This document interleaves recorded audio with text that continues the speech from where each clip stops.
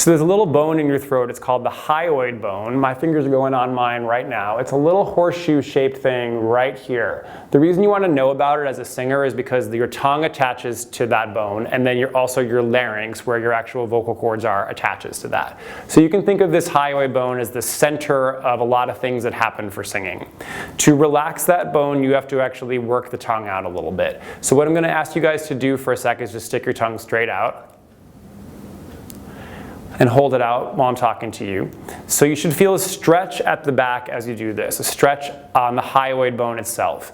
You might want to do this in a mirror to take a look at your tongue. If you see your tongue diving to the side, that means that the side it's diving towards is the weak side. Your tongue is supposed to be able to thrust out of your mouth, especially in belting. And if you're starting to lose that and it's diving, this muscle's giving up, and then my tongue is losing its ability to move that way. So here's how you fix that. Let's just say your left side is weak and it's kind of diving towards your left. You're going to press your tongue into your right cheek like this, and your hand's going to meet it like this.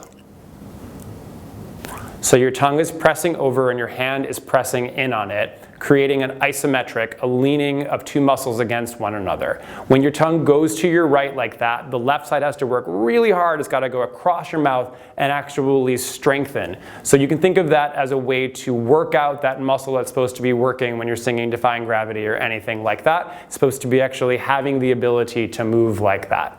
The other thing you can do is press the tip of your tongue into the roof of your mouth, right where an N is produced, and then you open your mouth, and you press your tongue straight up into the roof of the mouth, like that. For a lot of you, if you have a tight frenulum, the area under your tongue, that will feel really, really intense.